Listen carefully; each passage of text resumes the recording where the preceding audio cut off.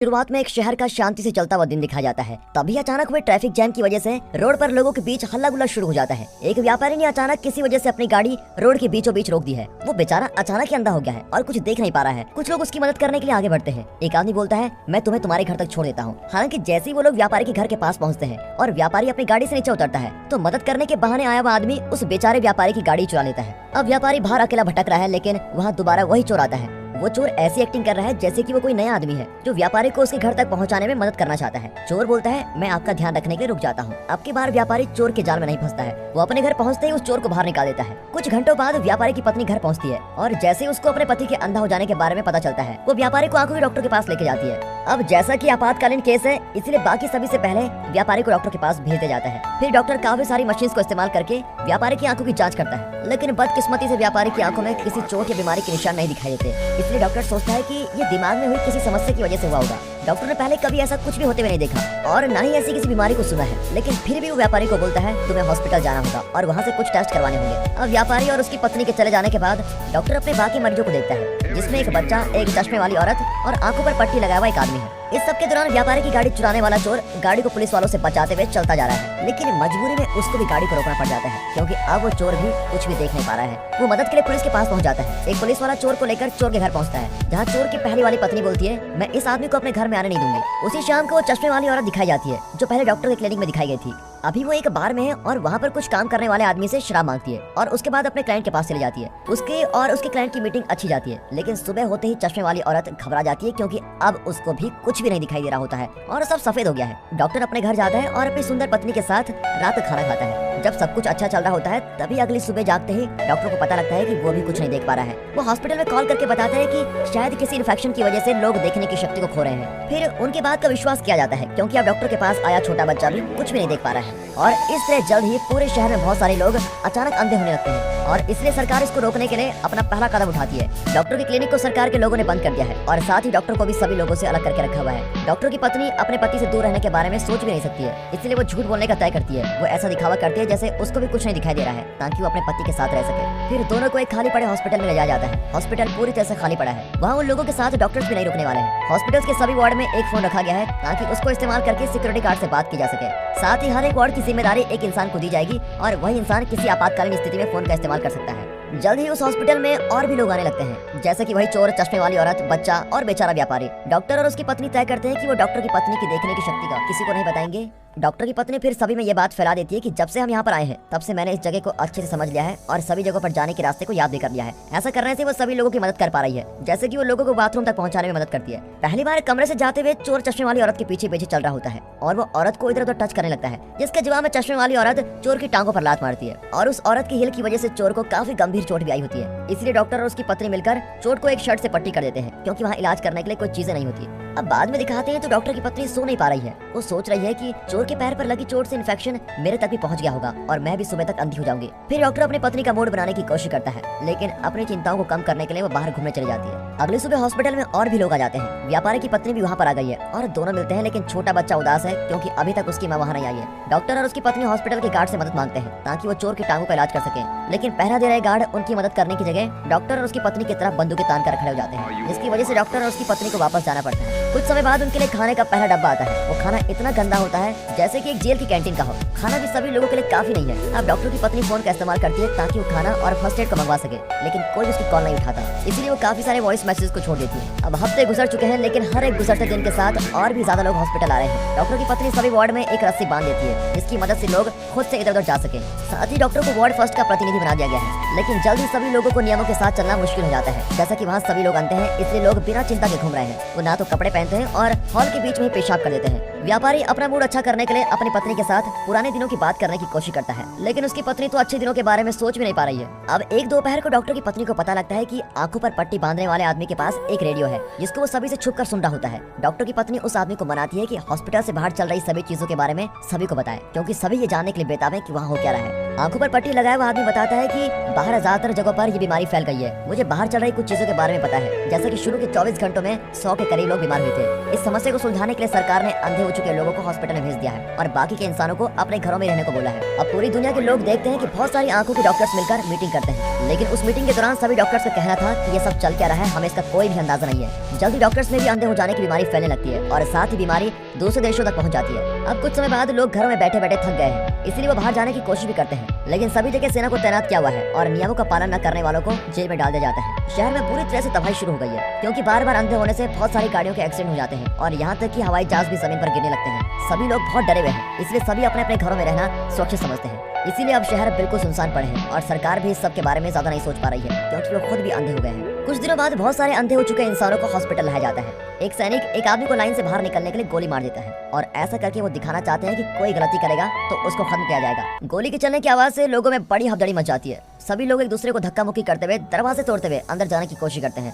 सबसे बुरा तो ये होता है कि कोई भी सैनिक उस मरे हुए आदमी की लाश हटाने के नहीं आता। डॉक्टर की पत्नी सोचती है कि हमें उस लाश को खुद ही दफनाना होगा, इसीलिए वो सैनिकों के पास बेलचा मांगने जाती है और बिना अपनी जगहों से हिले सैनिक बेलचा को मैदान के बीच फेंक देता है। अब जैसा कि डॉक्टर की पत्नी अभी भी अंधे होने का नाटक कर रही है, इसलिए वो सैनिकों से रास्ता पूछती है, लेकिन सैनिक उसको गलत रास्ता बताते हैं और बेलचा मिलते ही वो सैनिकों को बीच की उंगली दिखाती है। इसके दौरान डॉक्टर बाकी वार्ड्स के प्रतिनिधियों से बात करता है कि हमें बाहर पड़े आदमी की लाश को दफनाना होगा। वो साथ ही बताता है कि 2 और लोगों को गोली लगी है और कोई ऐसा वार्ड भी है जो बाकी वार्ड से ज्यादा खाना ले रहा है। अब बार में काम करने वाला आदमी बोलता है, मैं डॉक्टर की बकबक सुनकर तंग हो गया हूँ, इसीलिए अब से वार्ड 3 का मैं राजा हूँ। वो बोलता है, मैं अपना पहला निर्णय ये लेता हूँ कि हमारे वार्ड वाले जितना चाहे उतना खाना खा सकते हैं और हम लाशों को दफनाने में कोई मत नहीं करने वाले। दूसरी तरफ डॉक्टर की पत्नी चोर के पास जाती है, जिसको चोट लगने की वजह से काफी ज्यादा बुखार भी हो गया है। वो चोर के साथ अच्छे से व्यवहार करने की कोशिश करती है, लेकिन चोर बेचारे को डराते हुए धमकाता है, मुझे पता है तुम अंधी नहीं हो, तुम सब कुछ देख सकती हो। अब ये बात सुनकर डॉक्टर की पत्नी भागते हुए अपने पति के पास जाती है और रोने लगती है। वो चोर भी अपना दर्द और ज्यादा सहन नहीं कर पा रहा है और वो ऐसे दर्द के साथ नहीं मरना चाहता, इसलिए वो खिसकता हुआ बाहर जाने लगता है और वहाँ फौजी उसको गोली मार देते हैं। डॉक्टर की पत्नी को इस बात का बहुत बुरा महसूस होता है, इसलिए वो सोच रही है कि क्या मुझे सभी को सच बता देना चाहिए,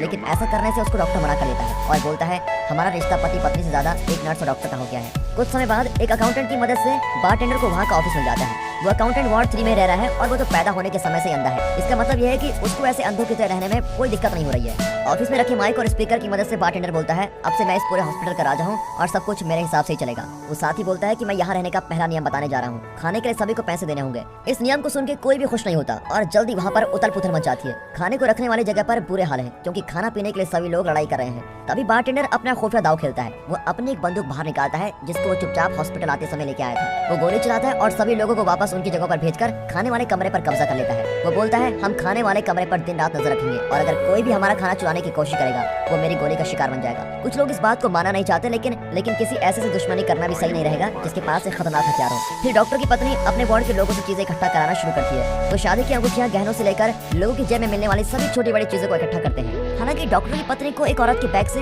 कैंची मिलती है और वो उसको अपने पास रख लेती है। छोटे बच्चे के पास देने के लिए कुछ भी नहीं होता, इसीलिए चश्मे वाली औरत उसकी मां बनने का तय करती है और वादा करती है कि अब से मैं इस छोटे बच्चे के पैसे दिया करूंगी। फिर खाने वाले कमरे में अकाउंटेंट अपने तजुर्बे का इस्तेमाल करते हुए खाने को छू रहा है और ऐसा करके वो अच्छे खाने और बुरे खाने को अलग कर रहा है। बारटेंडर ये नहीं देख रहा है कि किसका दिया सामान कितना महंगा है। वो सभी वार्ड को खाने के 2 डब्बे पकड़ाता है। जो उसके खिलाफ आवाज उठाएगा वो उसको धमका देता है। काफी सारे लोगों को तो एक इंसान का खाना बांटकर खाना पड़ रहा है। अब डॉक्टर अपने आप में ही रहने लगा है। उसको लग रहा है कि वो अपने वार्ड को संभाल नहीं पाएगा और असफल हो गया है। अब चश्मे वाली औरत डॉक्टर को अच्छा महसूस कराने के लिए उसके पास आती है और बोलती है, तुम एक बंदूक के खिलाफ कुछ नहीं कर सकते हो। अचानक दोनों के बीच नजदीकियां बढ़ जाती हैं और वो जमीन पर ही शुरू हो जाते हैं। जब उनका ये काम खत्म होने वाला होता है तभी डॉक्टर की पत्नी वहाँ आकर सब कुछ देख लेती है। अब बात को बड़ा बनाने की जगह वो चश्मे वाली औरत से बोलती है, मुझे सब कुछ दिखाई देता है, लेकिन तुम इस बात को किसी को मत बताना। लेकिन वो साथ ही साथ बोलती है कि मेरे पति से दूर रहना। अब 1 हफ्ते बाद जब सामान और खाने के बदले किसी के पास देने के लिए कुछ नहीं बचा है, बारटेंडर बोलता है, हम लड़कियों और औरतों के साथ सोएंगे और उसके बदले में खाना देने को तैयार हैं। इस वजह से डॉक्टर की पत्नी बाहर जाती है और सिपाहियों से पूछती है, हमें बाकी का नया राशन कब दिया जाएगा, जबकि जवाब में बताया जाता है कि हमारे पास जितना भी राशन था हमने सब कुछ तुम्हें दे दिया है, अब तुम लोग उसको कैसे बांटोगे वो तुम खुद ही देखना। यहाँ वार्ड 1 में बात चल रही है कि उन्हें खाने के लिए अब क्या करना चाहिए। तभी डॉक्टर बीच में बोलता है, हम तय नहीं करेंगे कि कोई औरत बारटेंडर के पास जाएगी या नहीं। जो औरत जाना चाहती है वो खुद जा सकती है, इसके लिए कोई जोर जबरदस्ती नहीं की जाएगी और न ही किसी औरत के बारे में गलत सोचा जाएगा, क्योंकि ये सब मजबूरी में किया जा रहा है। काफी देर सोचने के बाद एक औरत ऐसा करने के लिए तैयार हो जाती है। कुछ और औरतें भी मान जाती हैं, जैसे कि डॉक्टर की पत्नी और चश्मे वाली औरत। व्यापारी नहीं चाहता कि उसकी पत्नी ऐसा करे, लेकिन उसकी पत्नी बोलती है जब सभी को मजबूरी में करना पड़ रहा है तो मुझे भी करना पड़ेगा, और ऐसा बोलकर वो चली जाती है। अकाउंटेंट औरतों को लेने आता है और उनको खाने वाले कमरे में लेकर जाता है, जहाँ उन औरतों को अपनी जिंदगी की सबसे बुरी रात देखनी पड़ती है। वो आदमी इतने दुष्ट और खतरनाक है कि उनमें से एक आदमी इतना बुरा करता है कि जिसकी वजह से एक औरत मारी जाती है। अगले सुबह डॉक्टर की पत्नी बाहर आती है और बोलती है कोई अंदर जाओ और वहाँ से खाने के डिब्बे उठा लाओ। उसने ऐसा इसलिए बोला है क्योंकि वे सभी औरतें एक लाश को अपने साथ उठाकर ला रही हैं। वो उस औरत की साफ सफाई करके उसको अच्छा अलविदा करना चाहते हैं क्योंकि वो उसका अधिकार रखती है। बाद में उस दिन अकाउंटेंट बाकी वार्ड में जाकर पूछता है क्या कोई और औरत भी खाने के बदले हमारे साथ सोने को तैयार है। अकाउंटेंट तो कुछ ज्यादा ही हिम्मत वाला है क्योंकि इतना सब होने के बाद भी वो वार्ड 1 में जाता है और औरतों के काम के लिए शाबाशी देता है। ऐसा लग रहा है जैसे कि उसको पता ही नहीं है कि पिछली रात के दौरान वार्ड 1 की एक औरत मर गई थी। इसलिए डॉक्टर की पत्नी ये बात अकाउंटेंट को बताती है और अकाउंटेंट ये बात सुनकर कुछ बोल नहीं पाता। और अब इन सभी मुसीबतों की वजह से डॉक्टर की पत्नी हार मान जाती है और वो अपने साथ कैंची लेकर खाने वाले कमरे में पहुंचती है। वहाँ सभी लोग वार्ड 2 की औरतों में काफी मशरूफ होते हैं। अब बिना किसी झिझक के डॉक्टर की पत्नी बारटेंडर को कैंची से मार देती है और जल्द ही वहाँ की औरतों को अपने साथ बाहर भगा देती है। इसके दौरान अकाउंटेंट को समझ आने लगता है कि वहाँ पर चल क्या रहा है, इसलिए वो बंदूक निकालकर गोलियां चलाने लगता है, लेकिन उसके सभी निशाने चूक जाते हैं। डॉक्टर की पत्नी बाहर जाते हुए बोलती है अगर तुम लोग खाना देना शुरू नहीं करोगे तो तुम्हारे और भी लोग मारे जाएंगे। डॉक्टर को डर लगने लगता है कि इसकी वजह से लड़ाई शुरू हो सकती है और बिल्कुल वैसा ही होता है। वार्ड 3 खाना तो दे नहीं रहा है, साथ ही उन्होंने वहाँ जाने का रास्ता भी बंद कर दिया है। अब वार्ड 1 तय करता है कि वो अपना सामान वापस पाने के लिए लड़ाई करेंगे। अब इससे पहले कि वो कुछ कर पाते एक और औरत वार्ड 3 के आदमियों से बदला लेने के लिए तैयार होती है और पता लगता है कि उस औरत ने अभी तक अपने जेब में एक लाइटर छुपा कर रखा हुआ है। वो चुपचाप वार्ड 3 में जाती है और वहाँ पर आग लगा देती है और आग की लपटें बहुत तेजी से फैलती है और कुछ आदमी को जला देती है। अब इससे पहले कि और नुकसान होता, डॉक्टर की पत्नी सभी लोगों को अपने पीछे पीछे बिल्डिंग से बाहर लेके जाती है। हैरानी की बात तो ये होती है कि उन लोगों पर कोई भी गोली नहीं चलाता। देखने पर पता लगता है कि वहाँ कोई सिपाही नहीं है और बाहर जाने के दरवाजों पर भी ताला नहीं लगा हुआ है, जिसका मतलब साफ है कि वो अब अपनी मर्जी से कहीं भी जा सकते हैं और पूरी तरह से आजाद है। डॉक्टर, उसकी पत्नी, छोटा बच्चा, चश्मे वाली औरत, आंखों पर पट्टी लगाए आदमी, व्यापारी और व्यापारी की पत्नी, ये सभी एक साथ रहने का तय करते हैं और शहर की तरफ जा रहे होते हैं। वहाँ पहुंचकर उनको पता लगता है कि सारा समाज तबाह हो गया है। पूरे शहर की हालत ऐसी लग रही है जैसे कि किसी बड़ी आपदा के बाद तबाह हो चुकी जमीन लगती है। कुछ लोग बचे हैं जो कि जिंदा रहने के लिए पूरी कोशिश कर रहे हैं। सिचुएशन तो ऐसी है कि अगर किसी को पता लग रहा है कि उस दूसरे बंदे के पास खाना है तो वो लड़ने को तैयार है। यहाँ तक कि कुछ लाशों को तो जानवर भी खा रहे हैं। अब डॉक्टर और उसकी पत्नी अपने साथियों को एक शराब के बार में छुपाकर चले जाते हैं और खुद दोनों पास वाली मार्केट में खाना ढूंढने जाते हैं। वहाँ पर बची कुछ चीजों पर लोग पागलों की तरह झपट्टा मारते हैं, लेकिन जैसा कि हमारे डॉक्टर साहब की पत्नी देख सकती है, उसको नीचे जाने का रास्ता मिलता है जहाँ कमरों में खाना संभाल कर रखा जाता है। अब दूसरी तरफ डॉक्टर कुछ कपड़ों को इकट्ठा करता है। कुछ बैग्स को खाने से भरने के बाद डॉक्टर की पत्नी बाहर जाने लगती है, लेकिन लोगों को बैग्स के रखे सामान की आवाज आ जाती है और इसीलिए उसका सामान चुराने के लिए लोग उस पर हमला कर देते हैं। लेकिन किस्मती से डॉक्टर ये सुन लेता है और अपनी पत्नी की मदद करने के लिए पहुंच जाता है। वो सभी लोगों को धकेलता है और खुद अपनी पत्नी और लोगों के बीच दीवार की तरह खड़ा हो जाता है। वो दोनों जल्दी बिल्डिंग से बाहर पहुंचते हैं। जैसे वो कुछ दूर पर पहुंचते हैं तो डॉक्टर की पत्नी अपने आप को संभालने के लिए थोड़ा समय लेती है और इसके दौरान ही डॉक्टर अपने इकट्ठा किए हुए कपड़े उठा लेता है। तभी एक प्यारा सा कुत्ता डॉक्टर की पत्नी के पास आता है और उसके साथ दोस्ती करने लगता है। अचानक वहाँ पर बारिश भी होने लगती है और इसको देखकर सभी बिल्कुल हैरान हो जाते हैं। डॉक्टर की पत्नी कुत्ते को अपने साथ एक चर्च में लेके जाती है और अपने पति का इंतजार करती है। चर्च में काफी भीड़ भाड़ है और वहाँ के सभी पुतलों की आंखों पर पट्टी बनी हुई है, लेकिन फिर भी एक पुजारी भगवान के लिए प्रार्थना करता रहता है। बाहर लोग बारिश के पानी को इकट्ठा कर रहे होते हैं और साथ ही अपने शरीर पर भी पानी से साफ कर रहे होते हैं। यहाँ डॉक्टर कपड़े लेकर अपनी पत्नी के पास पहुँचता है और शराब के बार में रखे हुए अपने साथियों के पास पहुँच जाते हैं। उनके पीछे पीछे उनका प्यारा साथी कुत्ता भी घूम रहा है। सभी लोग खाना पीना खाते हैं और तय करते हैं कि वे वहीं रुककर अच्छे से आराम करेंगे। अगली सुबह वो सभी बाहर जाते हैं और डॉक्टर के घर में ध्यान से चलते हुए पहुंच जाते हैं। डॉक्टर बोलता है कि मैं सभी को अपने घर में रहने दूंगा। तभी से सभी लोग सभी इंसानों की तरह रहने लगते हैं और अब डॉक्टर की पत्नी की मदद से सभी मिलकर घर की सफाई करते हैं और डॉक्टर अपने कपड़े सभी के साथ बांट देता है। अब वो सभी तभी बाहर जाते हैं जब उनको खाना इकट्ठा करने की जरूरत होगी और बारिश होने पर वो पीने का पानी इकट्ठा करते हैं और तभी नहाते भी हैं। आंखों पर पट्टी लगाने वाला आदमी बोलता है मैं अब से आप लोगों के साथ ही रहना चाहता हूँ क्योंकि अब आप लोग मेरा परिवार बन चुके हैं। अब व्यापारी की पत्नी भी अपने पति के साथ वापस घुलने मिलने लग जाती है। वो अपने पति के साथ पुरानी और अच्छी यादों के बारे में बात करती है। दूसरी तरफ हमारे डॉक्टर साहब और उनकी पत्नी के बीच भी चीजें ठीक होने लगती है। जैसा कि अब उसकी पत्नी को कोई तनाव नहीं है, इसलिए अब डॉक्टर के साथ मूड बनाने के लिए बिल्कुल तैयार हो गई है। कुछ हफ्तों बाद सभी नाश्ते के लिए तैयार बैठे हैं। तभी व्यापारी वैसे ही चिल्लाने लगता है जैसे वो अंधे होने पर चिल्लाया था। उसका अंधापन जा चुका है और अब वो सब कुछ देख पा रहा है। फिर सभी लोग जश्न मनाते हैं क्योंकि उनको महसूस हो गया है कि लोगों का शरीर इस बीमारी से लड़ सकता है और उनका अंधापन भी जल्दी ठीक हो जाएगा। और दोस्तों, इसी के साथ ये मूवी यहाँ पर खत्म हो जाती है। वैसे दोस्तों, इस मूवी को देखकर तो समझ आ जाता है कि हमें अपनी आंखों को बहुत ध्यान से रखना चाहिए क्योंकि आंख हमारी जिंदगी का सबसे अहम हिस्सा है जिसके बिना सब कुछ अधूरा लगता है। आई होप दोस्तों आप लोग भी कुछ अच्छा सीख गए होंगे इस मूवी से। तो दोस्तों, आपको ये मूवी कैसी लगी कमेंट करके जरूर बताइएगा और अगर वीडियो अच्छी लगी हो, एक्सप्लेनेशन अच्छा लगा हो, मूवी अच्छी लगी हो, वीडियो को लाइक कर दें, चैनल को सब्सक्राइब करना बिल्कुल मत भूलिएगा।